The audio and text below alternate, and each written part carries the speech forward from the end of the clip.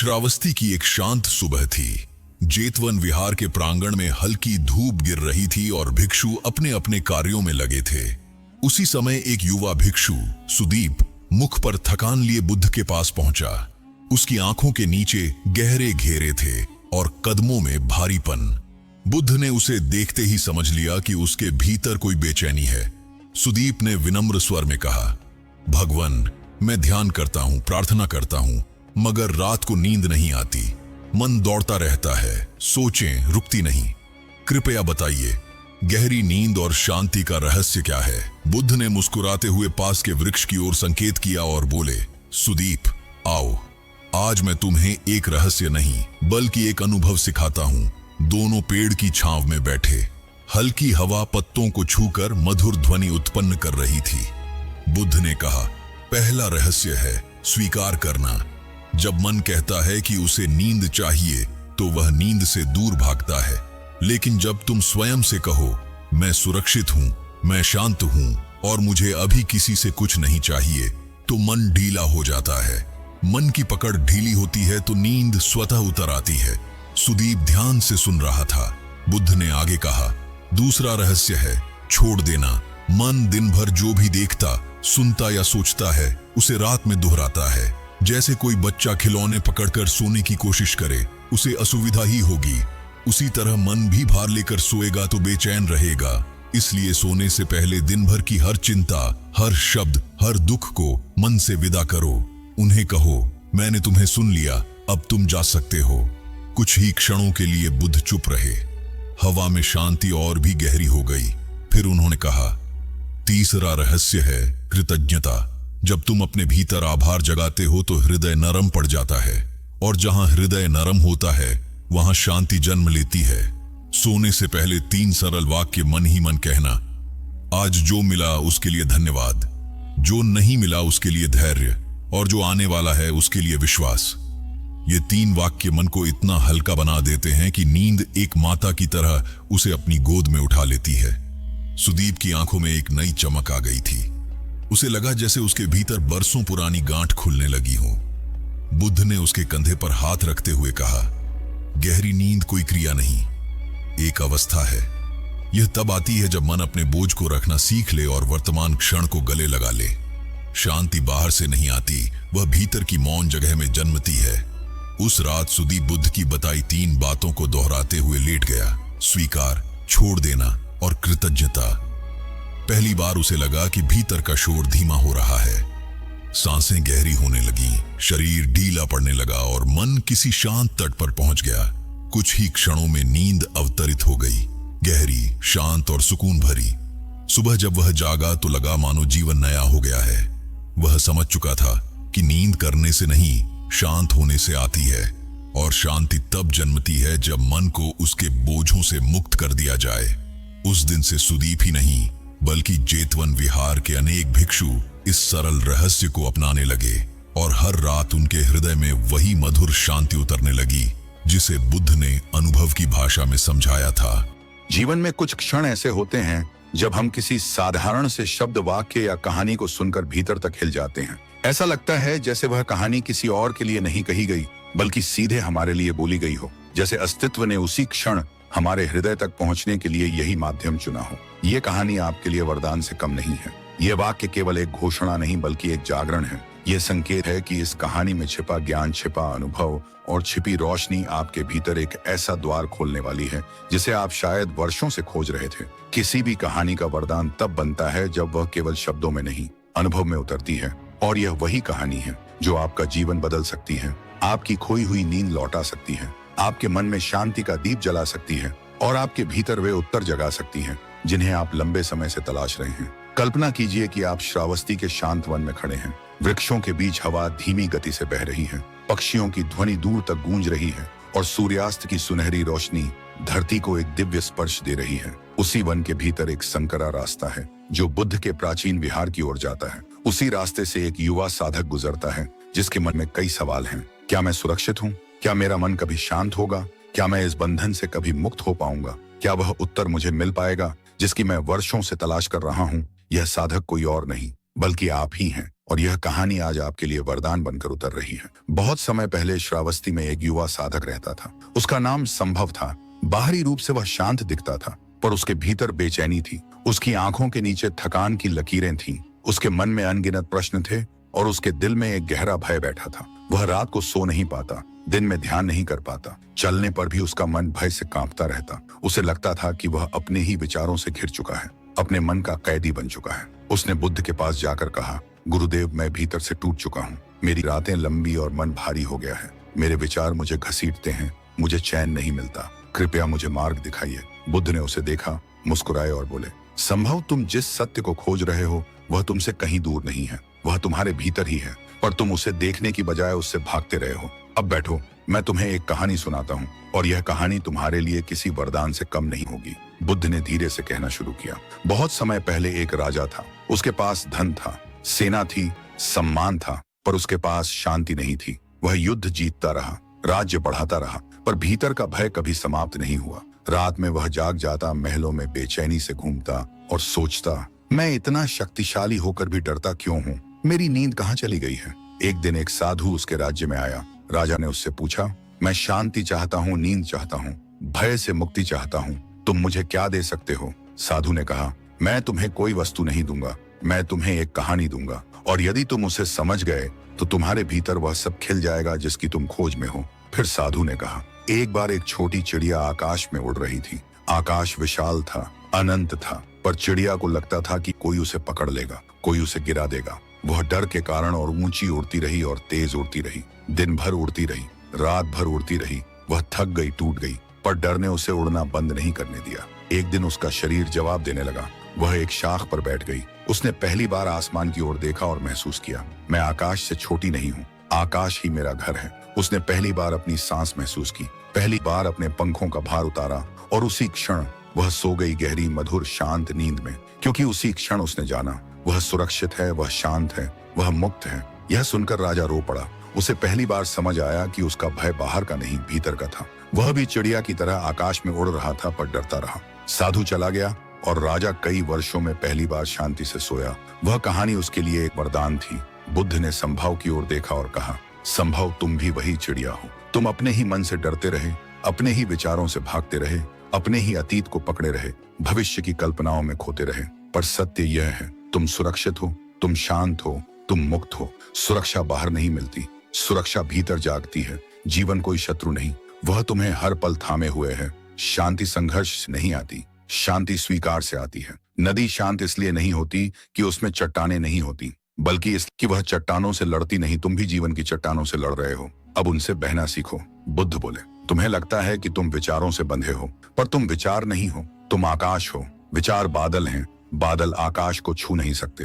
तुम्हारी आत्मा असीम है, अनंत है, तुम स्वतंत्र हो। कुछ दिनों बाद संभव ध्यान में बैठा। उसने पहली बार महसूस किया कि धरती उसे थाम रही है, हवा उसे छू रही है, उसकी सांसें शांत हो रही हैं, विचार बादलों की तरह गुजर रहे हैं। उसने भीतर गहराई से अनुभव किया, वह सुरक्षित है, वह शांत है, वह मुक्त है। उसकी आंखों से आंसू बहने लगे। वह रोया, पर यह रोना टूटने का नहीं, मुक्त होने का था। उसी रात वह गहरी नींद में सोया, जैसे नींद उसके भीतर फूल की तरह खिल गई हो। और अब यह कहानी आपके लिए भी वरदान है, क्योंकि आप भी संभव की तरह खोज में हैं। आप भी कई रातें जागे हैं, कई बार मन से लड़े हैं, कई बार भीतर की बेचैनी में घिरे हैं, पर यह कहानी आपको आपके ही सत्य का दर्शन कराती है। आप अकेले नहीं हैं, आप टूटे नहीं हैं, आप खोए नहीं हैं, आप असुरक्षित नहीं हैं, आप बेचैन नहीं हैं, आप वास्तव में सुरक्षित हैं, आप भीतर से शांत हैं और आप जन्म से ही मुक्त हैं। इस कहानी का वरदान यह है कि यह शब्दों से नहीं, आपकी आत्मा से बात करती है। यदि आप इसे अपने भीतर उतरने देंगे तो यह आपकी रातों को बदल सकती है,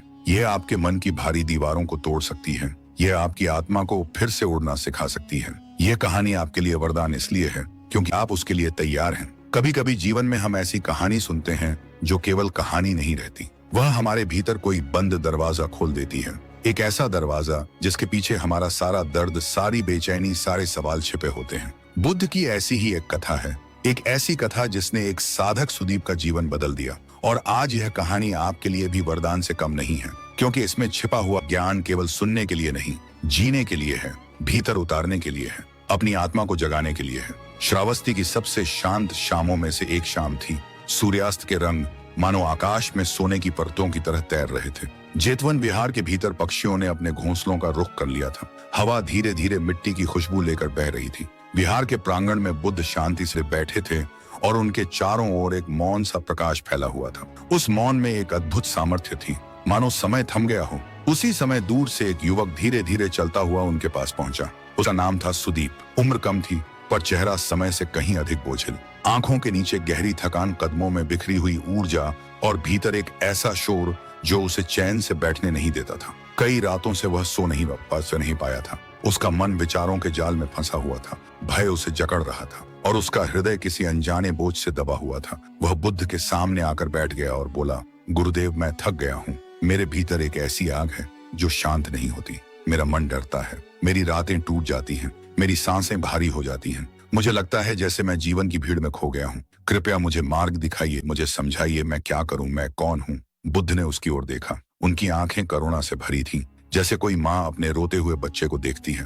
उन्होंने कहा, सुदीप, तुम प्रश्न लेकर आए हो, पर तुम्हारा प्रश्न तुम्हारा नहीं है। यह हर मनुष्य का प्रश्न है। हर वह व्यक्ति जो भीतर से टूटता है, हर वह व्यक्ति जो भय से भर जाता है, हर वह आत्मा जो दिशा खो देती है, वह इसी प्रश्न के साथ मेरे पास आता है। तुम अकेले नहीं हो सुदीप। सुदीप की आंखों से आंसू बहने लगे। बुद्ध ने उसे पास बुलाया और बोले, मैं तुम्हें एक कहानी सुनाऊंगा और यह कहानी तुम्हारे लिए वरदान से कम नहीं होगी। इसे केवल सुनना नहीं, अपने भीतर उतरने देना। और बुद्ध ने कहना शुरू किया। बहुत समय पहले एक घना जंगल था। उस जंगल में एक हिरण रहता था। धीमा, शांत, निष्पाप। वह पूरे जंगल में बिना किसी को नुकसान पहुंचाए घूमता था, पर उसके मन में हमेशा एक भय था, कहीं कोई उसे पकड़ न ले।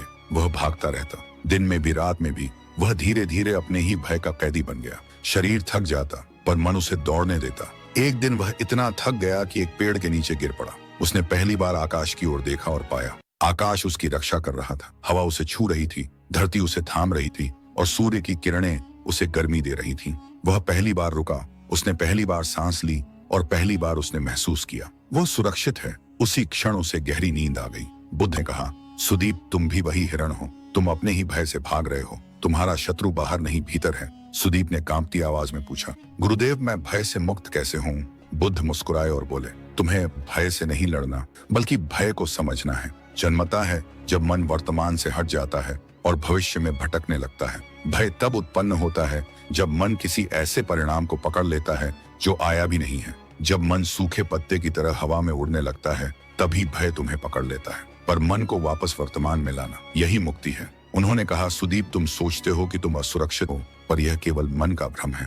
जब तुम इस धरती पर कदम रखते हो, वह तुम्हें थाम लेती है। जब तुम सांस लेते हो, हवा तुम्हें जीवन देती है। जब तुम सोते हो, यह अस्तित्व तुम्हारी रक्षा करता है। यदि जीवन तुम्हारे विरुद्ध होता तो तुम एक क्षण भी जीवित न रहते। सुदीप के भीतर कुछ पिघलना शुरू हुआ। बुद्ध आगे बोले, अब मैं तुम्हें वह सच्चाई बताता हूँ जिसे जान लेना ही जीवन का सबसे बड़ा वरदान है। तुम सुरक्षित हो, तुम शांत हो, तुम मुक्त हो। एक एक वाक्य बुद्ध जब कहते, उनके शब्द हवा में फैलते हुए सुदीप के हृदय तक पहुंचते। शब्द केवल शब्द नहीं थे, वे अनुभव थे, वे प्रकाश थे। बुद्ध बोले, तुम सुरक्षित हो क्योंकि जीवन तुम्हारा रक्षक है। तुम शांत हो क्योंकि शांति तुम्हारे भीतर जन्मजात है। तुम मुक्त हो क्योंकि विचार तुम्हें बांधते हैं, तुम कभी बंधे ही नहीं थे। फिर बुद्ध ने सुदीप को निर्देश दिया, आंखें बंद करो धीरे से, जैसे कोई कमल अपनी पंखुड़ियां खोल रहा हो। अपने कंधों को ढीला छोड़ दो, जैसे सदियों का भार उतार दिया हो। अपनी सांसों को महसूस करो, हर सांस तुम्हें जीवन दे रही है। हर उच्छ्वास तुम्हारा तनाव बहा ले जा रहा है। धरती को महसूस करो, वह तुम्हें अपनी गोद में थाम रही है। तुम अकेले नहीं हो, तुम टूटे नहीं हो, तुम खोए नहीं हो। उस क्षण सुदीप के भीतर एक गहरा मौन उतर आया। वह जमीन पर बैठा रहा, सांस लेता रहा और पहली बार उसे अपनी ही सांस का संगीत सुनाई दिया, जैसे कोई भीतर बैठा कह रहा हो, शांत हो जाओ, तुम सुरक्षित हो, तुम मुक्त हो। काफी देर तक वह उसी अवस्था में रहा। उसके भीतर का तूफान धीमा हो गया। उसके विचार पानी की लहरों की तरह शांत होकर बैठ गए। जब उसने आंखें खोली, उसके चेहरे पर एक नया प्रकाश था, एक गहराई, एक स्थिरता, एक शांति। वह बोला, गुरुदेव, अब मैं समझ गया। भय मेरा था पर मैं भय नहीं था। विचार मुझ में आते थे पर मैं विचार नहीं था। शांति मेरी थी पर मैं उसे भूल गया था। अब मुझे लग रहा है मैं दोबारा जन्म ले रहा हूँ। बुद्ध ने कहा, सुदीप, यही तो जीवन का वरदान है। यही कहानी तुम्हारे लिए वरदान है और यदि इसे भीतर उतार लिया जाए तो यह हर मनुष्य के लिए मुक्ति बन जाती है। लोग बाहर समाधान खोजते हैं पर समाधान भीतर है। लोग बाहर सुरक्षा खोजते हैं पर सुरक्षा भीतर है। लोग बाहर स्वतंत्रता खोजते हैं पर असली स्वतंत्रता भीतर है। फिर बुद्ध ने एक अंतिम सत्य कहा, सुदीप, तुम इस संसार की उतनी ही आवश्यकता हो जितनी हवा, जितनी धरती, जितनी नदी। इसलिए तुम्हारा अस्तित्व व्यर्थ नहीं, तुम सुरक्षित हो क्योंकि इस ब्रह्मांड में तुम्हारा स्थान तय है। तुम शांत हो क्योंकि तुम्हारा मन स्वभाव से शांत है। तुम मुक्त हो क्योंकि आत्मा का नियम ही मुक्ति है। सुदीप ने झुककर प्रणाम किया। वह लौटा पर वह वही नहीं था। उसका मन हल्का था, उसका हृदय खुल गया था, उसकी आंखों में नई रोशनी थी। वह शाम उसके जीवन के लिए वरदान बन गई। वह रात वह कई वर्षों में पहली बार गहरी नींद सोया। उसे लगा जैसे नींद उसके भीतर नहीं बल्कि ऊपर से उतरकर उसे धीरे धीरे ढंक रही हो। उसने महसूस किया शांति कोई प्रयास नहीं, वह सहज अवस्था है। और अब यह कहानी आपके लिए वरदान है, क्योंकि आप भी सुदीप की तरह कई बार अपने मन में खो गए हैं। कई रातें आपने भी जागकर काटी हैं। कई बार आपने भी महसूस किया है कि आप कहीं न कहीं टूट रहे हैं। पर यह कहानी कहती है, आप टूटे नहीं हैं, आप खोए नहीं हैं, आप खतरे में नहीं हैं, आप अकेले नहीं हैं। आप वही हैं जो सुरक्षित है, शांत है और मुक्त है। और यदि यह सत्य भीतर उतर जाए तो जीवन बदल जाता है। नींद लौट आती है, मन शांत हो जाता है और आत्मा उड़ने लगती है। यह कहानी सच में आपके लिए वरदान से कम नहीं है। जीवन में कई बार हम महान ज्ञान सुनते हैं, गहरी कहानियां सुनते हैं, बुद्ध की वाणी सुनते हैं, लेकिन मन में हमेशा एक सवाल रह जाता है, मैं इसे अपनी वास्तविक जिंदगी में कैसे उतारूं? मैं इसे कैसे जीऊं? मैं अपने रोजमर्रा के तनाव, डर, बेचैनी, विचारों और उलझनों में इसे कैसे लागू करूं? केवल सुन लेना काफी नहीं होता। ज्ञान जब तक अनुभव न बने जीवन नहीं बदलता। बुद्ध ने सुदीप को जो सिखाया वह केवल शब्द नहीं थे, वह एक जीवंत जागरण था। लेकिन वह जागरण तभी फल देता है जब उसे हर दिन, हर सांस, हर क्षण में उतारा जाए। और आज मैं आपको यही समझा रहा हूँ। बुद्ध की उस शिक्षा को, उस कहानी को, उस वरदान को हम अपनी जिंदगी में वास्तव में कैसे जी सकते हैं। कल्पना करो कि आप सुबह उठे हैं, दुनिया जाग रही है, सूरज उग रहा है, पर आपके भीतर वही पुराना तनाव है, वही डर कि आज क्या होगा, वही भारी सिर, वही पिछले दिन की थकान। पर इस बार आप एक नई शुरुआत करते हैं। इस बार आप अपने दिन की शुरुआत बुद्ध की शिक्षा से करते हैं, एक शांत स्वीकार से, एक अंतर की अनुभूति से। आप सुबह सबसे पहले अपनी आंखें खोलते हैं और एक सरल वाक्य अपने भीतर कहते हैं, मैं सुरक्षित हूँ। सिर्फ इतना। यह वाक्य बाहर की दुनिया के कारण नहीं, बल्कि इसलिए सच है क्योंकि जीवन आपको हर क्षण थामे हुए है। आपका शरीर रात भर सोते समय भी सांस लेता रहा, दिल धड़कता रहा, बिना आपके किसी प्रयास के। यह याद करते ही आपके भीतर एक शांति उतरती है। ऐसा लगता है जैसे कोई अदृश्य शक्ति आपके कंधों पर हाथ रखकर कह रही हो, तुम अकेले नहीं हो, तुम सुरक्षित हो, मैं तुम्हारे साथ हूँ। फिर आप धीरे से बैठते हैं, अपनी सांसों को महसूस करते हैं। सांस अंदर जाती है, आप महसूस करते हैं, सांस बाहर जाती है, आप महसूस करते हैं। इस सरल प्रक्रिया में ही आपकी जिंदगी बदलनी शुरू हो जाती है। क्योंकि जब आप अपनी सांसों को महसूस करते हैं, आप अतीत में नहीं रहते, भविष्य में नहीं रहते, आप वर्तमान में उतरने लगते हैं। और वर्तमान वही जगह है जहां सुरक्षा है, जहां शांति है, जहां मुक्ति है। अब आप अपने दिन में उतरने वाले हो। लेकिन एक बात याद रहे, बुद्ध ने सिखाया था कि मनुष्य की सबसे बड़ी पीड़ा तब शुरू होती है जब वह बाहर की दुनिया को अपने भीतर ले लेता है। हम लोग अक्सर बाहरी परिस्थितियों को अपने भीतर आने देते हैं। किसी का शब्द, किसी की नाराजगी, कोई समस्या, कोई असफलता, कोई डर, और हम टूट जाते हैं। लेकिन आज आप एक नई कला सीखते हो, देखना लेकिन उसमें खोना नहीं। जैसे बुद्ध ने कहा था, विचारों को देखो, उन पर चलो मत। जब आप यह सीखने लगते हो, धीरे धीरे आप समझ जाते हो कि आपका मन एक आकाश है, विचार केवल बादल हैं, वे आते हैं, जाते हैं और आप उनके गवाह हो। आज आप पहली बार यह निर्णय लेते हो कि आप विचारों के पीछे नहीं दौड़ोगे, न डर के पीछे, न कल्पनाओं के पीछे, न नकारात्मक आवाजों के पीछे। आप केवल देखोगे, महसूस करोगे और उन्हें बहने दोगे। अब दिन आगे बढ़ता है, दुनिया शोर मचाती है, समस्याएं सामने आती हैं, लोग गुस्सा दिलाते हैं, जीवन चुनौतियां फेंकता है। लेकिन इस बार आप अलग हैं। इस बार जब तनाव आता है, आप खुद से कहते हो, यह तनाव मेरा नहीं है, यह केवल एक अनुभव है, ये आएगा और चला जाएगा। आप देखते हो कि तनाव आपके कंधों को कठोर कर देता है। इस बार आप धीरे से कंधे ढीले करते हो। जैसे ही कंधे ढीले होते हैं, जैसे ही शरीर छोड़ता है, मन भी छोड़ने लगता है। यह वही क्षण है जहां बुद्ध की शिक्षा जीवन में उतरती है। अब आप चल रहे हैं, काम कर रहे हैं, दुनिया का सामना कर रहे हैं, लेकिन अंदर एक धीमा मौन बह रहा है। आप समझ चुके हो कि हर तनाव को पकड़े रहना जरूरी नहीं, हर बात पर प्रतिक्रिया देना जरूरी नहीं, हर डर को सच मानना जरूरी नहीं। किसी ने कुछ बुरा कह दिया, आप मुस्कुराते हो और सोचते हो, यह उनके मन का बादल है, मेरे आकाश का नहीं। किसी काम में असफलता मिली, आप कहते हो, यह अनुभव है, मेरी पहचान नहीं। भविष्य की चिंता उठी, आप कहते हो, भविष्य तो आ ही नहीं, डर क्यों? यही बुद्ध की शिक्षा को जीवन में उतारना है। जीवन को स्वीकार करना समझना उठना नहीं। फिर रात आती है, वही रात जो पहले भारी लगती थी, वही रात जिसमें आप करवटें बदलते थे, विचारों में खो जाते थे। पर आज रात कुछ बदल गया है। आज रात आप लेटते ही धरती को महसूस करते हो। आपको लगता है जैसे धरती एक माँ की गोद है, मजबूत, स्थिर, गर्माहट से भरी हुई। आप शरीर को ढीला छोड़ देते हो। एक एक मांसपेशी पिघलती जाती है। पैर ढीले, कंधे ढीले, आंखें धीरे से बंद, मन सांस की लय में बहने लगा। फिर आप एक वाक्य कहते हो, मैं शांत हूँ। मन इसे सुनकर रुक जाता है। शरीर ढीला हो जाता है, जैसे कोई तूफान अचानक थम गया हो। आप फिर एक और वाक्य कहते हो, मैं मुक्त हूँ। और यह वाक्य सचमुच भीतर एक दरवाजा खोल देता है। दरवाजा जहाँ आपका असली स्वरूप है, जो बंधा नहीं, जो टूटा नहीं, जो डरता नहीं। आप महसूस करते हो कि दिन भर जो भी हुआ वह अनुभव था, आप नहीं। जो भी विचार आए वे चित्र थे, आप नहीं। जो भी डर आया वे हवा था, आप नहीं। आप हमेशा से मुक्त थे। आज आपको बस याद आ गया। अब एक चमत्कार होता है, आप सो जाते हो, बिना कोशिश, बिना जोर, बिना चिंता। नींद आपको पकड़ती नहीं, नींद स्वयं उतरती है, मुलायम, शांत, गहरी, जैसे चांदनी के नीचे कोई शांत नदी बह रही हो। सुबह आप नई आंखों के साथ उठते हो, क्योंकि रात ने केवल शरीर नहीं, आत्मा को भी आराम दिया है। धीरे धीरे यह अभ्यास, यह जागरूकता, यह मौन, यह शांति आपके जीवन का हिस्सा बन जाता है। आप देखते हो कि जहां पहले आप घबराते थे, अब मुस्कुराते हो। जहां पहले डर लगता था, अब समझ आती है। जहां पहले मन उथल पुथल करता था, अब वह स्थिर रहता है। यह कोई चमत्कार नहीं है, सहजता है जो हर मनुष्य के भीतर है, पर वह भूल जाता है। बुद्ध ने कहा था, मनुष्य का कष्ट शांति न मिलने से नहीं, अपने भीतर की शांति को भूल जाने से होता है। अब आप वह शांति याद कर रहे हो। अब आप वह सुरक्षा महसूस कर रहे हो। अब आप वह स्वतंत्रता जी रहे हो। धीरे धीरे यह शिक्षा आपके हर कदम में, हर विचार में, हर सांस में उतर जाती है। आप दुनिया में रहते हो, पर दुनिया आपके भीतर नहीं रहती। आप जिम्मेदारियां निभाते हो, पर उनसे टूटते नहीं। आप चलते हो, पर बोझ लेकर नहीं चलते। आप जीते हो, पर डर कर नहीं जीते।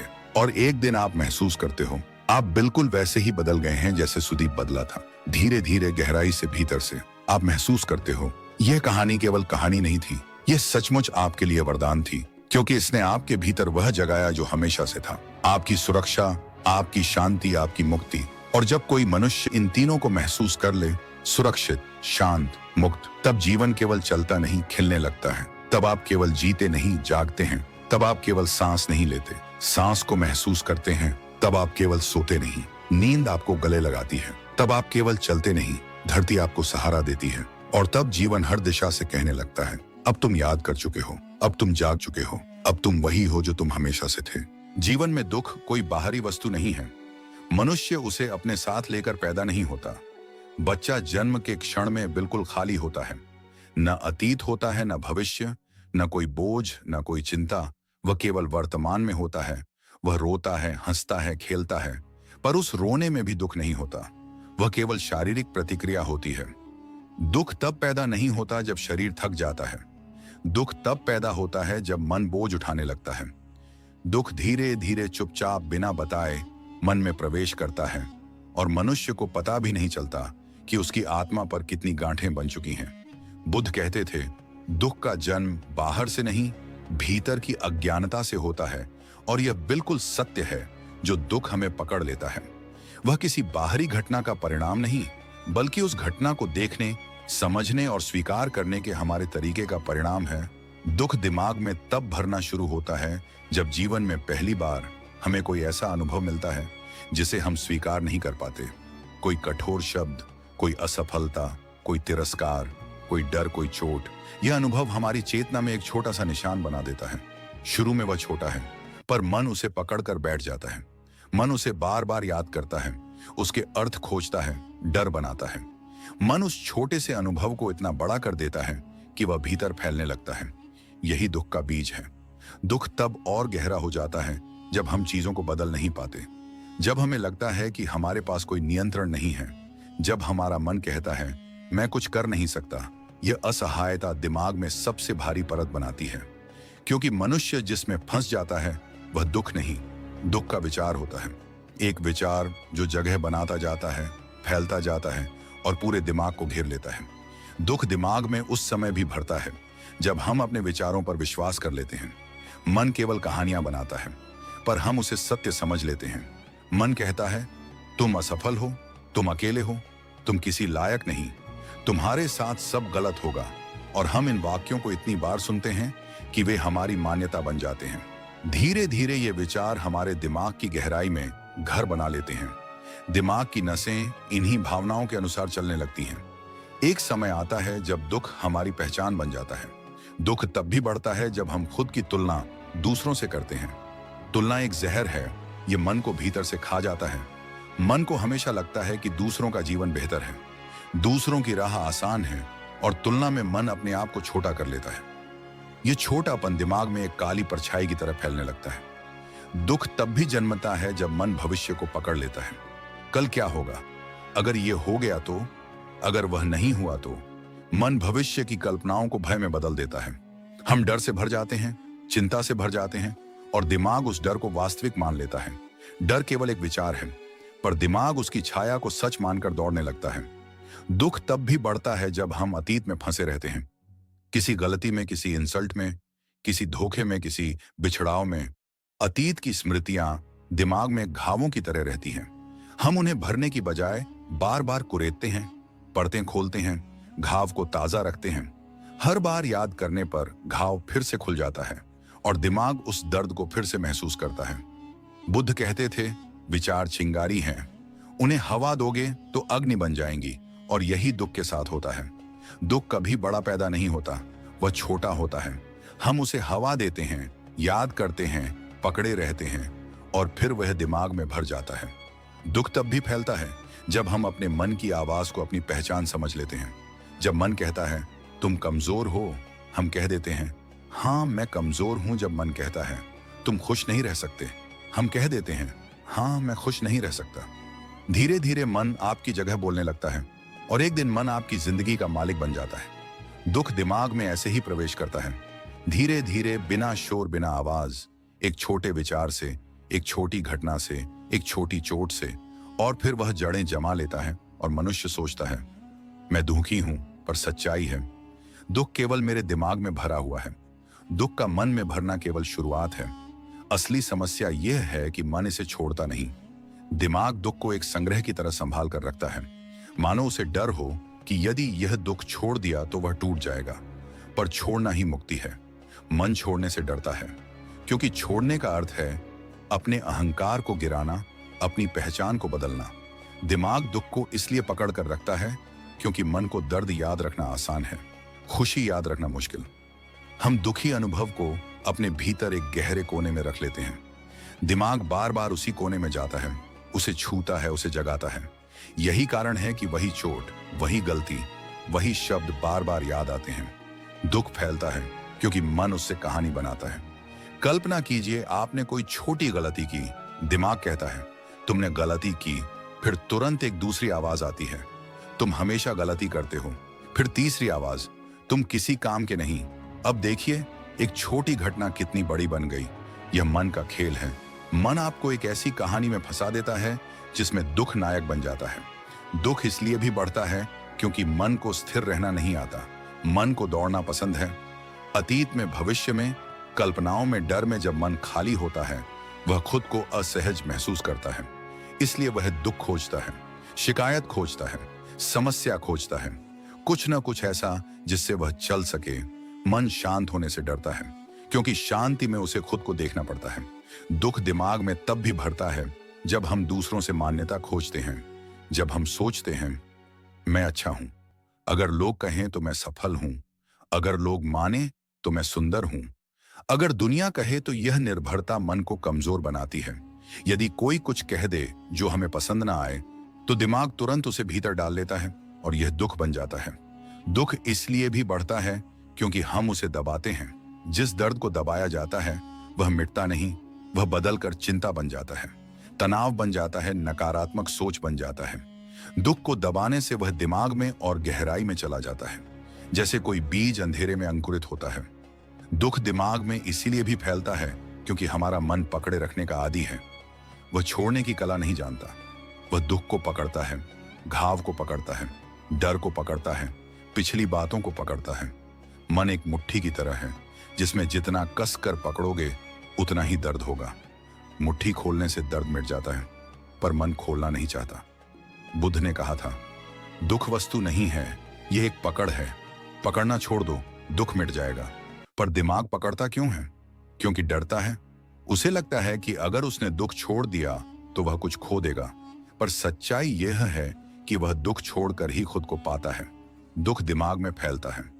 जब मन अकेला रहता है और अपने ही विचारों को सच मानने लगता है, तब हर छोटी बात बड़ी लगती है, हर आवाज चोट लगती है, हर गलती अपराध लगती है, हर डर भविष्य बन जाता है, हर नाकामी पहचान बन जाती है। दिमाग दुख को इसलिए नहीं छोड़ता क्योंकि उसे याद नहीं कि वह इस दुख से अलग है। मनुष्य सोचता है, मैं दुखी हूं, पर सत्य है दुख मेरे भीतर है, मैं दुख नहीं हूं। आखिर में दुख दिमाग में इसलिए भर जाता है क्योंकि हमने कभी यह नहीं सीखा कि मन को कैसे संभाला जाए। हमने सीखा कैसे पढ़ना, कैसे लिखना, कैसे कमाना, कैसे लड़ना, कैसे जीतना, पर कभी नहीं सीखा कैसे महसूस करना, कैसे छोड़ना, कैसे शांत होना। दुख वह खाली स्थान भर देता है जिसे हमने अपने भीतर कभी समझा ही नहीं। और जैसे सुदीप ने समझा था, वैसे ही हर मनुष्य को एक दिन यह देखना होता है, दुख मेरा शत्रु नहीं, मेरा शिक्षक है। वह दिखाता है कि मैं कहां पकड़ा हुआ हूं, कहां डरा हुआ हूं, कहां टूटा हुआ हूं, कहां अटका हुआ हूं। जब आप यह समझ लेते हैं, दुख बोझ नहीं, एक दर्पण बन जाता है, एक संकेत बन जाता है कि आप भीतर लौटें, खुद को देखें और उस पकड़ को छोड़ दें जिसने आपको लंबे समय से जकड़ रखा है। और उसी क्षण दिमाग में भरा हुआ दुख धीरे धीरे पिघलने लगता है, जैसे बर्फ धूप में, जैसे बादल आकाश में, जैसे आंसू पलकों पर, जैसे दर्द समय की गोद में दुख भरता कैसे है। अब आप समझ गए, और यह समझना ही दुख को मिटाने का पहला कदम है। सोच का बोझ जन्म कैसे लेता है और मन में कैसे जमा होता जाता है। जीवन में सबसे भारी बोझ वह नहीं होता जो हम हाथों से उठाते हैं, बल्कि वह होता है जो मन उठाता है। विचारों का बोझ, यह बोझ अदृश्य है, पर इतना भारी कि मनुष्य के कंधे झुक जाते हैं। नींद टूट जाती है, दिल घुटने लगता है और आत्मा का प्रकाश मंद पड़ने लगता है। लोग कहते हैं कि तनाव बाहर से आता है, समस्याएं बाहर से आती हैं, पर बुद्ध कहते थे, तुम्हारा दुख घटनाओं में नहीं, उन घटनाओं को सोचने के तुम्हारे तरीके में है। सोच एक नदी है, पर जब यह रुकती नहीं, बढ़ती जाती है, फैलती जाती है, तब यह नदी मन को डुबोने लगती है।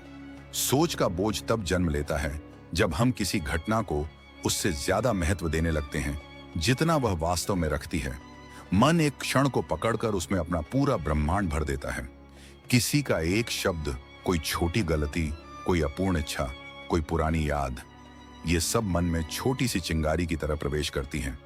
पर मन उस चिंगारी पर विचारों का ईंधन डालता है और वह चिंगारी आग बन जाती है। यही आग है विचारों का बोझ। दिमाग सोच को केवल समझता नहीं, उसे पकड़ कर रखता है। वह हर विचार को पहचान बना देता है, जैसे कोई पक्षी हवा में उड़ते बादल को पहचान कह दे, यह मैं हूं। दिमाग भी किसी विचार को पकड़कर कह देता है, यही सच है, यह मेरे बारे में है, मेरा जीवन ऐसा ही है। सोच का बोझ तब बढ़ता है जब विचारों पर विचार आने लगते हैं। एक विचार आया, मैं यह नहीं कर पाया। उसके बाद दूसरा विचार, मैं हमेशा असफल रहता हूं। फिर तीसरा विचार, मेरी जिंदगी खराब है। अब ध्यान दें, पहला विचार सच हो सकता है, पर दूसरा और तीसरा विचार मन की कल्पना है, पर दिमाग उन्हें सच मान लेता है। यही बोझ है, मनुष्य को सबसे ज्यादा थकाने वाली चीज है। उसका अपना सोचने का ढंग बाहर क्या होता है, उसका असर कुछ समय तक रहता है, पर अंदर क्या चलता है, उसका असर वर्षों तक चलता है। मन छोटे से अनुभव को बड़ा बना देता है और बड़ा बनाकर उसे दिमाग की नसों में गहराई तक बसा देता है। सोच का बोझ इसलिए भी बढ़ता है क्योंकि मन भविष्य में भटकने लगता है। भविष्य जो आया नहीं, भविष्य जो अनिश्चित है, भविष्य जो केवल संभावनाओं में मौजूद है, पर मन उसे वास्तविक बना लेता है। वह सोचने लगता है, अगर यह हो गया तो, अगर ऐसा नहीं हुआ तो। इन अगर में ही मन की सारी ऊर्जा खत्म हो जाती है। अतीत और भविष्य के बीच मन लगातार दौड़ता रहता है। यही दौड़ बोझ बन जाती है। मनुष्य थक जाता है क्योंकि वह विश्राम नहीं करता। शरीर थकता है तो सो जाता है, पर मन थकता है तो और तेज चलता है और अधिक सोचता है। सोच का बोझ तब भी जमा होता है जब हम खुद को दूसरों से कम या ज्यादा समझने लगते हैं। तुलना मन को अस्थिर बनाती है। तुलना मन में अपर्याप्तता की भावना पैदा करती है। यह भावना इतनी तीव्र होती है कि मन उसे बार बार सोचकर पीड़ा बनाता है। अतीत छूटना चाहता है, पर वे तभी जा सकते हैं जब आपकी पकड़ ढीली हो जाए। जब आप स्वयं से कहते हो, मैं अब अपनी पकड़ छोड़ता हूं, मैं डर नहीं हूं, मैं गलती नहीं हूं, मैं अतीत नहीं हूं, तभी आप मुक्त होते हो। और एक दिन आपको एहसास होता है, आप वही हैं जिसे बोझ से मुक्त होना ही था। आप वही हैं जिसे शांति में जीना ही था। आप वही हैं जिसे डर, गिल्ट और अतीत छोड़ने के लिए ही जीवन ने चुना था।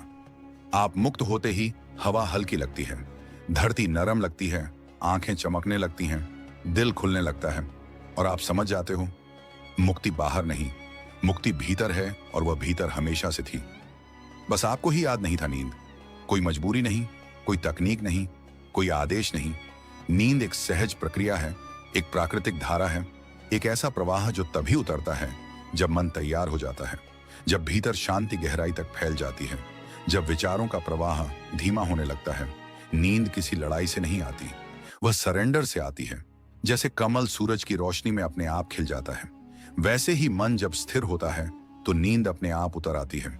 लेकिन मनुष्य अपनी ही आदतों, अपने ही विचारों और अपने ही तनावों के कारण इस प्रक्रिया को कठिन बना लेता है। नींद भागती नहीं, मन ही उसके रास्ते में खड़ा हो जाता है। जब मन को शांत करना सीख लिया जाए, जब उसे तैयारी की कला आ जाए, तभी नींद सबसे गहरी, सबसे मधुर, सबसे पवित्र रूप में उतरती है। अब कल्पना करो कि रात है, दिन ढल चुका है, सूरज की आखिरी किरणें आकाश से मिट चुकी हैं, हवा शांत है, वातावरण धीमा है और दुनिया धीरे धीरे मौन की गोद में उतर रही है। पर तुम्हारे भीतर अभी भी हलचल है, विचारों का शोर, तनाव का वजन, भविष्य की चिंता, अतीत का बोझ। मन जैसे किसी पुराने पंखे की तरह घूम रहा है, जिसे बंद करने का बटन तुम्हें मालूम नहीं। यही वह क्षण है जहां नींद दूर चली जाती है, क्योंकि नींद मौन चाहती है और मन शोर में उलझा रहता है। मन को नींद के लिए तैयार करना मतलब है मन को शांति की ओर ले जाना, उसे अंधेरे कमरे में दीपक की लौ की तरह धीमा करना। यह तैयारी शरीर से शुरू होती है, फिर सांस से गुजरती है और अंत में मन के भीतर उतर जाती है। रात को लेटने से पहले यह समझना जरूरी है कि दिन भर का हर तनाव, हर विचार, हर चिंता बिस्तर तक नहीं आनी चाहिए। पर मनुष्य पूरी दुनिया को अपने बिस्तर पर ले आता है। काम की चिंता, रिश्तों की उलझन, पैसे की फिक्र, भविष्य की सोच, और फिर हैरान होता है कि नींद क्यों नहीं आती। मन को नींद के लिए तैयार करने का पहला रहस्य है दुनिया को बाहर छोड़ना। जब आप लेटते हो, आप अपने शरीर को आराम देते हो, पर मन अभी भी जागा होता है। वह दिन की सारी कहानियां चलाने लगता है। इसलिए सबसे पहले मन को यह संदेश देना जरूरी होता है, अब सब खत्म। इसका मतलब यह नहीं कि समस्याएं खत्म हो गईं। इसका मतलब है कि अभी वे महत्वपूर्ण नहीं हैं। अभी केवल आप हैं और आपका विश्राम है। जब आप बिस्तर पर लेटते हो तो धीरे धीरे महसूस करो कि शरीर धरती को छू रहा है, जैसे धरती आपको अपनी गोद में ले रही है। यह पहला संकेत है मन को कि वह शांत हो सकता है, क्योंकि शरीर और मन एक ही रस्सी से बंधे हैं। शरीर ढीला होगा तो मन का गांठदार बोझ भी ढीला होने लगेगा। अपनी सांसों को महसूस करना मन को तैयार करने का सबसे सुंदर मार्ग है। सांस अंदर आ रही है, महसूस करो, सांस बाहर जा रही है, महसूस करो। सांस किसी विचार की तरह नहीं आती, न किसी योजना की तरह, न किसी डर की तरह, वह बस आती और जाती है। जब आप अपनी सांस पर ध्यान देते हो, आप अतीत और भविष्य से निकलकर वर्तमान में उतर जाते हो, और वर्तमान वह जगह है जहां नींद जन्म लेती है। धीरे धीरे सांस लंबी करो, पर मजबूरी से नहीं, सहजता से, जैसे हवा खुद तुम्हें भर रही हो, जैसे ब्रह्मांड तुम्हें धीरे धीरे शांत कर रहा हो। हर सांस के साथ आपके भीतर एक संदेश जाता है, अब सब ठीक है, अब सब शांत है, तुम सुरक्षित हो। मन तभी तैयार होता है जब उसे सुरक्षा महसूस होती है, क्योंकि मन का सबसे पुराना स्वभाव है सुरक्षा खोजने का। अगर मन को लगता है कि कोई खतरा है, चाहे वह वास्तविक हो या कल्पना में, तो वह नहीं सोएगा।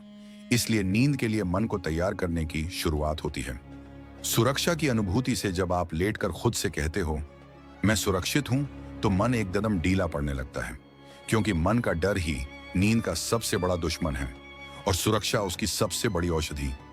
अब कल्पना करो कि आपके विचार आसमान में उड़ते बादल हैं, कुछ काले, कुछ सफेद, कुछ भारी, कुछ हल्के। आप उन बादलों को देख रहे हो, पर आप बादल नहीं हो, आप केवल आकाश हो। विचारों को आने दो, जाने दो, उन्हें मत पकड़ो।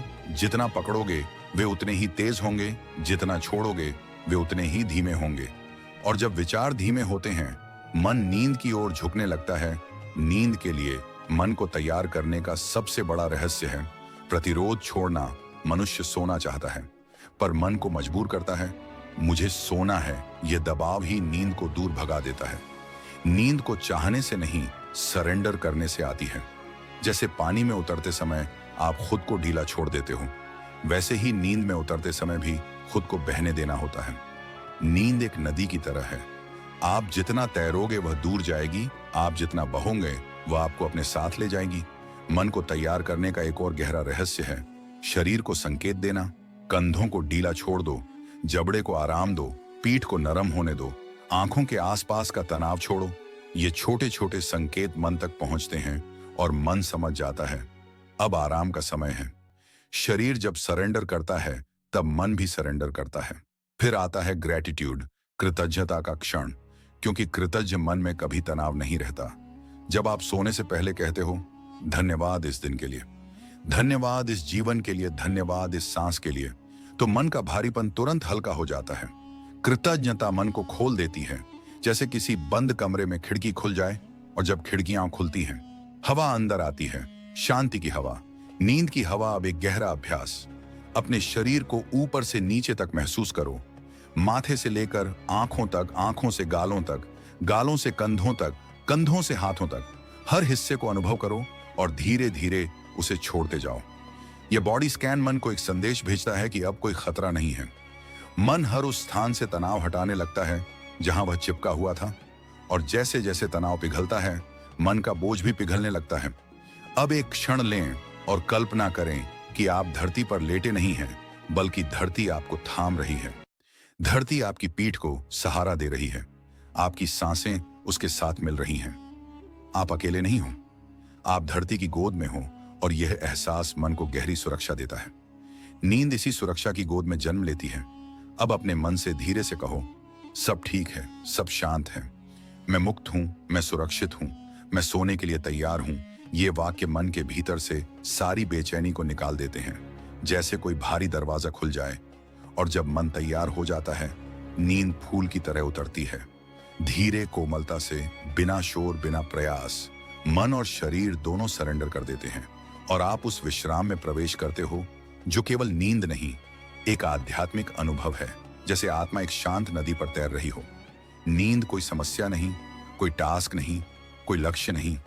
नींद एक उपहार है जो मन को तब मिलता है जब वह संघर्ष छोड़ देता है, जब वह डर छोड़ देता है, जब वह अतीत और भविष्य दोनों छोड़ देता है, जब वह केवल इस क्षण में प्रवेश करता है। और जब यह गेबर्ट आप सोते नहीं, नींद आपको सोती है। आप आराम नहीं करते, आराम आपके भीतर उतरता है। आप सरेंडर नहीं करते, संसार आपको गोद में ले लेता है। तुम्हारा मन इस शांत रात का हिस्सा बन जाता है। तुम्हारी सांसें हवा की तरह बहने लगती हैं और तुम भीतर उतरते जाते हो, और गहरे और शांत और हल्के। और उस गहराई में जहां विचार खो जाते हैं, जहां बोझ पिघल जाते हैं, जहां डर खत्म हो जाता है, वही नींद जन्म लेती है।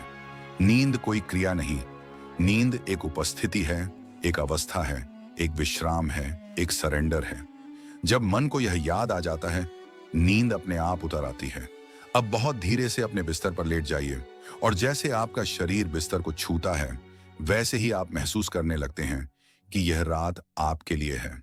सिर्फ आपके लिए, एक ऐसी रात जिसमें आप खुद को ढीला छोड़ सकते हैं, सारे बोझ उतार सकते हैं, और एक ऐसी गहरी नींद में उतर सकते हैं जो आपके मन, आपके शरीर और आपकी आत्मा तीनों को शांत कर दे।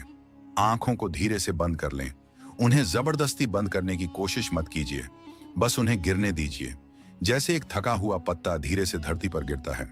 अब एक बहुत धीमी, बेहद गहरी सांस लें। सांस को अपने भीतर उतरते हुए महसूस करें, जैसे हवा आपके भीतर रोशनी बनकर प्रवेश कर रही हो। और फिर धीरे धीरे सांस को छोड़ दें, जैसे आप अपने भीतर जमा हुआ तनाव, सारी चिंता, सारी थकान धीरे धीरे बाहर निकाल रहे हो। हर सांस के साथ आप हल्के होते जा रहे हैं। हर श्वास आपको इस क्षण में और गहराई तक उतार रही है, और हर उच्छ्वास आपको दिन की उलझनों से दूर ले जा रही है। अब अपने चेहरे को महसूस करें। आंखों के आसपास की मांसपेशियां ढीली हो रही हैं। माथे पर दिन भर के तनाव की जो महीन रेखाएं थीं, वे पिघलने लगी हैं। आपके होंठ नरम हो रहे हैं और जबड़ा बिना किसी प्रयास के ढीला पड़ रहा है, जैसे आपके चेहरे पर कोई अदृश्य हाथ शांति फेर रहा हो। अब धीरे से अपने कंधों की ओर ध्यान लाएं। दिन भर का सबसे ज्यादा बोझ इन्हीं कंधों पर जमा होता है। लोगों की बातें, काम की थकान, जिम्मेदारियों का वजन, सब यहां आकर टिक जाता है। अब एक सांस भरें और उच्छ्वास छोड़ते हुए महसूस करें कि आपके कंधों का सारा बोझ जमीन पर गिर रहा है। कंधे भारी नहीं रहे, वे धरती को सौंप दिए गए हैं। अब आपकी गर्दन नरम हो गई है, आपके कंधे ढीले हैं और आपका ऊपरी शरीर विश्राम की अवस्था में सांस ले रहा है। अब ध्यान अपने हाथों पर ले जाएं। आपकी उंगलियां गर्म हो रही हैं, हथेलियां भारी हो रही हैं, जैसे कोई ऊर्जा उन्हें नीचे खींच रही हो। यह वही संकेत है कि शरीर पूरी तरह सरेंडर कर रहा है। हाथ ढीले पड़े हैं, बिना किसी तनाव के, जैसे वे अपने घर पहुंच चुके हों। अब अपने सीने को महसूस करें। यदि यहां कोई कसाव हो तो बस उसे स्वीकार कर लें। इस भाग में भावनाएं जमा होती हैं, डर, चिंता, उदासी, थकान। बस श्वास लें और जैसे ही श्वास छोड़ते हैं महसूस करें कि आपका सीना फैल रहा है, खुल रहा है, नरम हो रहा है। हर सांस आपके भीतर एक संदेश ला रही है, सब ठीक है, आप सुरक्षित हैं। अब धीरे धीरे पेट की ओर जाएं। पेट आपकी भावनाओं की गहराई है। जब आप चिंता करते हैं यह सख्त हो जाता है। अब इसे ढीला होने दें। महसूस करें कि यह अब शरीर के साथ बह रहा है, ऊपर नीचे जैसे शांत लहरें। अब आपकी सांसें लहरों की तरह बह रही हैं और आपका मन विश्राम की ओर झुकने लगा है। अब ध्यान अपनी कमर, कूल्हों और पैरों पर लाए। महसूस करें कि आपके पैर बिस्तर में और अधिक डूबते जा रहे हैं, जैसे धरती आपके पैरों को अपनी गोद में खींच रही हो, जैसे धरती कह रही हो, आराम करो, मैं तुम्हें संभाल लूंगी। आपके घुटने ढीले हैं, आपकी जांघें ढीली हैं और आपके तलवे गर्म, भारी और शांत हो रहे हैं। अब आप पूरे शरीर को एक साथ महसूस करें, सिर से लेकर पैरों तक, जैसे आप एक मुलायम रोशनी से बने हों।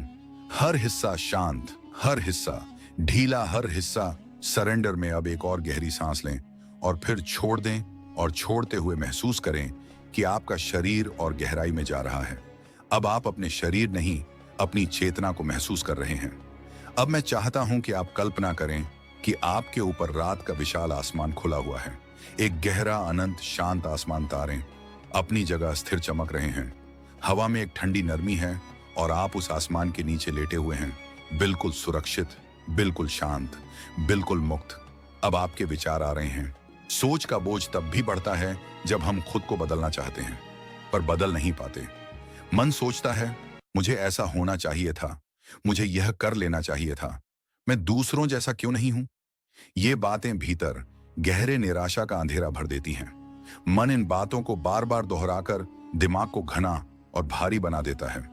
सोच का बोझ तब तक बढ़ता रहता है जब तक मन को यह समझ ना आ जाए कि वह विचारों से अलग है। जब तक मनुष्य यह मानता है कि उसके विचार ही उसकी पहचान है, तब तक वह बोझ से मुक्त नहीं हो सकता। विचार केवल घटनाएं हैं। मन के आकाश में उठते बादल पर मनुष्य बादलों को ही खुद समझने लगता है। यही भ्रम बोझ को बढ़ाता है। जब मन विचारों में उलझ जाता है, वह शांत रहना भूल जाता है। वह शांति को असहज समझने लगता है। शांति उसे खालीपन लगती है, इसलिए वह और सोच पैदा करता है। सोच के बोझ का सबसे बड़ा कारण यही है। मन को चुप रहना नहीं आता। वह लगातार बोलता है, चलता है, दौड़ता है और जब यह दौड़ बहुत लंबी हो जाती है, जब मन बहुत थक जाता है, तब सोच का बोझ शरीर पर उतर आता है। सांस भारी हो जाती है, हृदय धड़कने लगता है, कंधे कठोर हो जाते हैं, नींद भाग जाती है। मन का बोझ शरीर को थका देता है और शरीर की थकान मन को और भारी कर देती है। यह चक्र चलता रहता है। इसी तरह धीरे धीरे, चुपचाप, अदृश्य रूप से सोच का बोझ मन में भरता जाता है और मनुष्य सोचता है, मैं दुखी हूं, पर असल में वह दुखी नहीं, वह सोच से लदा हुआ है। उसके भीतर जो जगह शांति से भरी होनी चाहिए थी, उसे विचारों ने भर दिया है। सोच का बोझ कैसे उतरता है, मन हल्का कैसे होता है और मुक्ति कैसे संभव है। सोच का बोझ उतरना कठिन नहीं, केवल समझ की आवश्यकता है। मन तब शांत होता है जब वह अपने वास्तविक स्वरूप को पहचानता है, जब उसे पता चलता है कि वह विचार नहीं है बल्कि विचारों का गवाह है। सोच का बोझ तब उतरता है जब मन समझ जाता है कि विचार आते जाते हैं पर वह स्थिर है। सबसे पहले बोझ तब उतरता है जब हम स्वीकार करते हैं कि मन में बहुत विचार हैं। जो स्वीकार किया जाता है वह बदलने लगता है। जो नकारा जाता है वह और कठोर हो जाता है। जब आप कहते हो हाँ मैं बहुत सोचता हूं, तो यह स्वीकार ही आधा बोझ उतार देता है। सोच का बोझ तब उतरता है जब हम विचारों को पकड़ना छोड़ देते हैं। मनुष्य हर विचार को महत्व देता है और यही बोझ का कारण है। विचार आते हैं, उन्हें आने दो। वे आपकी अनुमति लेकर नहीं आते, पर जाने देते समय आप उनकी अनुमति मत मांगिए। इन्हें जाने दो। जैसे बादल गुजरते हैं, जैसे हवा बहती है। सोच का बोझ तब उतरता है जब हम वर्तमान में लौट आते हैं। वर्तमान वह स्थान है जहां विचार टिक नहीं सकते। जब आप सांस को महसूस करते हो, शरीर को महसूस करते हो, धरती को महसूस करते हो, तब विचार टूटकर गिर जाते हैं, क्योंकि विचार केवल समय में जीते हैं। अतीत और भविष्य में, वर्तमान में उनका अस्तित्व नहीं। इसलिए वर्तमान में उतरना मतलब है सोच को मिटाना नहीं, सोच को भंग करना। सोच का बोझ तब उतरता है जब हम मन के शोर को पहचान लेते हैं। जो आवाज भीतर बोलती है वह आप नहीं हो, वह बस मन की आदत है। जब यह समझ उतर जाती है, मन शांत होने लगता है। वह डर खो देता है, वह पकड़ छोड़ देता है और बोझ हल्का हो जाता है। बोझ तब उतरता है जब हम खुद को प्रेम देना सीखते हैं। जब आप खुद को कहते हो मैं ठीक हूं, यह वाक्य बोझ को पिघला देता है, क्योंकि मन की सबसे गहरी भूख है स्वीकार। एक बार मन स्वयं को स्वीकार कर ले तो बोझ टिक नहीं सकता। सोच का बोझ तब उतरता है जब हम शरीर को ढीला छोड़ देते हैं। कंधों को ढीला करो, सांस गहरी लो। शरीर तुरंत संकेत भेजता है कि अब तनाव छोड़ दो। जब शरीर छोड़ता है, मन भी छोड़ देता है, क्योंकि मन और शरीर एक ही धागे में बंधे हैं। बोझ तब उतरता है जब हम स्वयं को याद दिलाते हैं मैं विचार नहीं हूं। यह वाक्य मन की गहराई को खोल देता है। आप देखते हो कि विचार उठ रहे हैं, पर आप स्थिर हो, आप समुद्र हो। विचार लहरें, लहरें चाहे जितनी उठें, समुद्र अपनी गहराई नहीं खोता। सोच का बोझ तब उतरता है जब आप बैठकर कुछ क्षण अपने मन को देखते हो। सिर्फ देखते हो, कोई निर्णय नहीं, कोई लड़ाई नहीं, कोई प्रतिरोध नहीं। मन शांत होने लगता है, क्योंकि उसे प्रतिरोध मिलना बंद हो जाता है। बोझ तब उतरता है जब हम अपने भीतर वह मौन ढूंढ लेते हैं जो हमेशा मौजूद है। यह मौन जन्मजात है, यह विचारों के पीछे छिपा रहता है। जब विचार शांत होते हैं, यह मौन प्रकट हो जाता है और इसी मौन में सोच का बोझ पूरी तरह उतर जाता है। फिर एक दिन आप महसूस करते हो कि मन हल्का है, विचार हैं पर बोझ नहीं है, दुनिया है पर दबाव नहीं है, जीवन है पर उलझन नहीं है। आप महसूस करते हो कि आप चल रहे हो पर भीतर स्थिर हो। आप सोच रहे हो पर विचारों से बंधे नहीं हो। आप जी रहे हो पर बोझ उठाए नहीं घूम रहे। यही मुक्ति है, यही हल्कापन है, यही वह अवस्था है जहां मन फूल की तरह हो जाता है। हल्का, सुगंधित और स्वतंत्र जीवन में ऐसा कोई मनुष्य नहीं जिसने डर, अपराध बोध और अतीत के बोझ का स्वाद न चखा हो। ये तीनों चीजें दिखाई नहीं देती, पर मनुष्य के मन और आत्मा पर सबसे भारी ताले यही लगते हैं। डर भविष्य से जुड़ा है, गिल्ट अतीत से, और बोझ दोनों का मिला जुला परिणाम है। और जब मनुष्य इन ताले को खोलना नहीं सीखता, तो वह वर्षों तक, दशकों तक, कभी कभी पूरी जिंदगी तक इन्हीं अदृश्य जंजीरों में बंधा रह जाता है। कई लोग सोचते हैं कि डर छोड़ना कठिन है, अपराध बोध मिटाना असंभव है और अतीत का बोझ हमेशा साथ रहना ही है। लेकिन बुद्ध कहते थे, दुख वस्तु नहीं, दृष्टिकोण है, पकड़ छोड़ दो। दुख स्वयं गिर जाएगा। इसका अर्थ है कि डर, गिल्ट, अतीत, ऑल आर माइंड पैटर्न्स। वे मन की बनाई हुई छवियां हैं। जब मन उनका पीछा करना बंद कर देता है, तब ये छायाएं धीरे धीरे घुलने लगती हैं। इस सत्य को समझना सबसे पहला कदम है।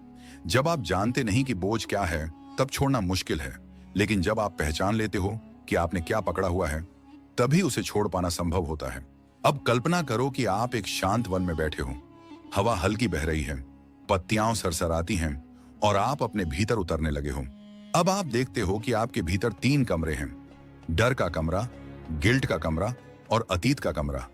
तीनों अंधेरे, तीनों गहरे, तीनों बंद। और अब समय है इन कमरों के दरवाजे खोलने का, एक एक करके, धीरे धीरे, बिना खुद को दोष दिए, बिना भागे। सबसे पहले डर, डर वह आवाज है जो कहती है, अगर ऐसा हो गया तो, अगर गलत हो गया तो, अगर मैं असफल हुआ तो, अगर मैं टूट गया तो। भविष्य जब भी कल की चिंता से भर जाता है, मन डर पैदा करता है। डर भीतर से नहीं आता, वह भविष्य की कल्पनाओं से आता है। मन भविष्य को इतना वास्तविक बना लेता है कि शरीर भी उसे सच मान लेता है। दिल की धड़कन बढ़ना, सांस तेज होना, हाथ पसीजना, ये सब डर की क्रियाएं हैं। लेकिन क्या आपने कभी देखा है कि भविष्य कभी अस्तित्व में आता ही नहीं? हर बार जब आप डरते हैं, आप एक ऐसी कहानी पर विश्वास कर लेते हैं जो घटित ही नहीं हुई। डर एक ऐसा दर्पण है जिसमें आप अपना प्रतिबिंब नहीं बल्कि अपनी कल्पना देखते हैं। डर को छोड़ने का पहला कदम यही समझना है कि डर कोई वास्तविक घटना नहीं, वह मन की बनाई हुई फिल्म है। बुद्ध कहते थे, डर को देखो, उस पर विश्वास मत करो। जब आप डर को देखते हो, वह पिघलने लगता है, क्योंकि डर देखने योग्य है, पकड़ने योग्य नहीं। जैसे अंधेरा प्रकाश के सामने टिक नहीं सकता, वैसे ही डर जागरूकता के सामने टिक नहीं सकता। डर छोड़ने का दूसरा कदम है वर्तमान में लौटना। डर तब पैदा होता है जब मन भविष्य में भटकता है। लेकिन जब आप अपनी सांस को महसूस करते हो, सांस अंदर आ रही है, सांस बाहर जा रही है, आप वर्तमान में आ जाते हो और वर्तमान में कोई डर नहीं होता। इस क्षण में सब सुरक्षित है, इस क्षण में सब शांत है, इस क्षण में सब पूर्ण है। डर छोड़ने का तीसरा कदम है जीवन पर विश्वास। संसार का हर जीव जीवन पर भरोसा करता है। पक्षी उड़ते हैं, मछलियां तैरती हैं, पेड़ हवा से बातें करते हैं, और मनुष्य ही वह जीव है जो जीवन पर विश्वास करना भूल गया है। डर छोड़ना मतलब है कहना, मैं सुरक्षित हूं, मैं संरक्षित हूं, जीवन मेरे खिलाफ नहीं, मेरे साथ है। और यह वाक्य भीतर उतरते ही डर की जड़ें ढीली पड़ने लगती हैं। अब चलते हैं दूसरे कमरे में।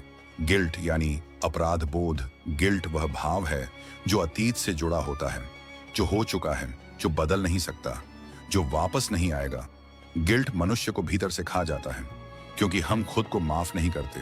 हम वही गलती बार बार याद करते हैं, उसे अपने दिल पर पत्थर की तरह रख लेते हैं। पर क्या आपने कभी देखा है कि गिल्ट हमेशा हमारी ही के बारे में होता है, पर हमारी ही दृष्टि से? दूसरे लोग हमें कभी उतना दोष नहीं देते जितना हम खुद को देते हैं।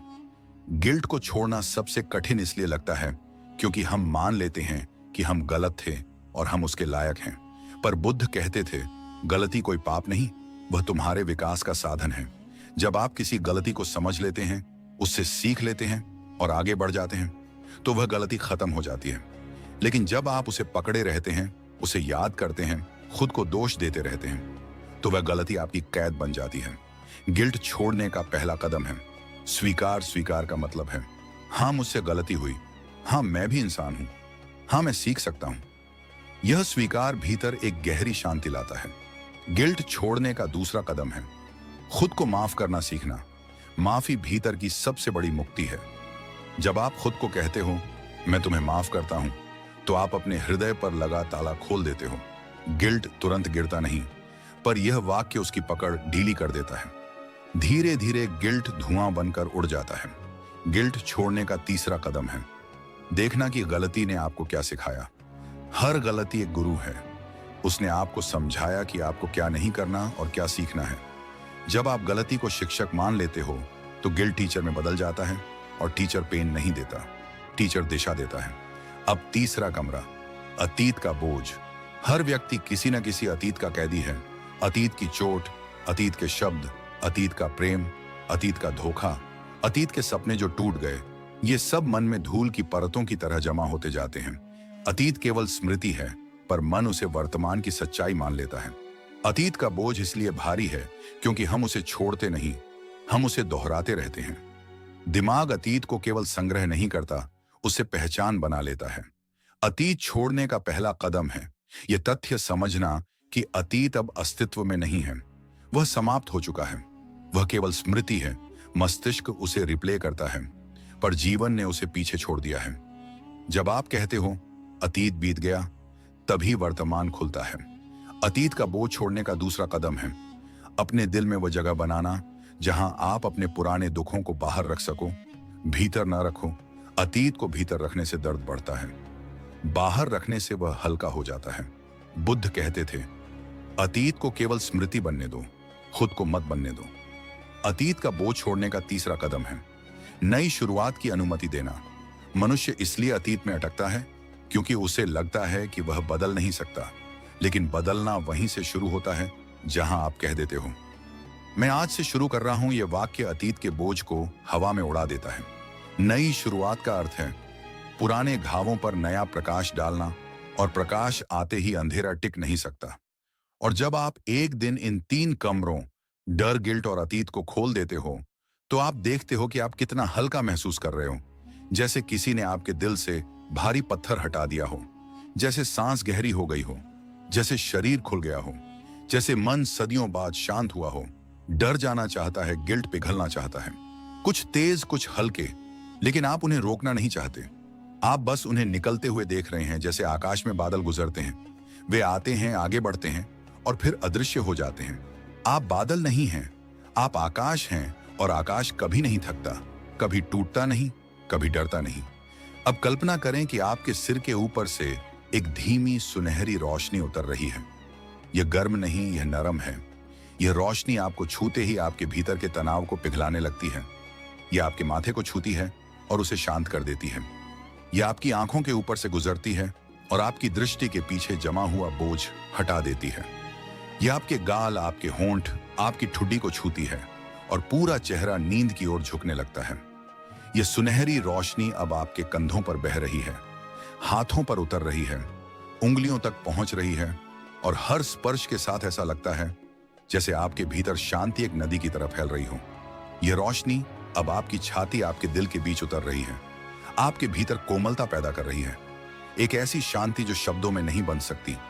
अब यह रोशनी आपके पेट, आपकी कमर, आपकी जांघों में उतरती है और अंत में आपके पैरों से बाहर बह जाती है। वह सारा तनाव, सारा डर, सारी उलझन सब बह गया।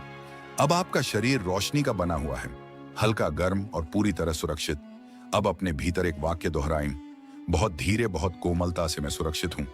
फिर धीरे कहें, मैं शांत हूं, और अंत में कहें, मैं मुक्त हूं।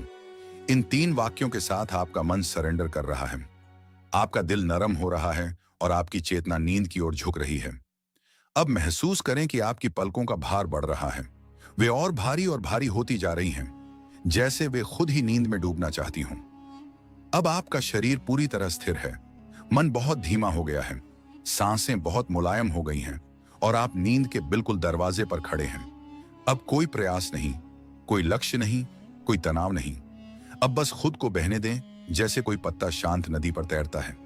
आप अब उस नदी पर तैर रहे हैं, शांत, मौन, सुरक्षित। हर पल नींद आपको अपनी गोद में ले रही है, हर श्वास आपको और भीतर ले जा रही है, हर उच्छ्वास आपके बोझ को बाहर कर रही है। अब आप बह रहे हैं और बहते जा रहे हैं, गहराई में, हल्केपन में, शांति में, नींद में। अब रात आपके भीतर उतर रही है और आप उसके भीतर। आप सुरक्षित हैं, आप शांत हैं, आप मुक्त हैं। अब सो जाएं। धीरे धीरे गहराई में, मौन में, विश्राम में नींद आपके पास आ चुकी है। उसे आने दें, उसे स्वीकार करें और बस सो जाएं।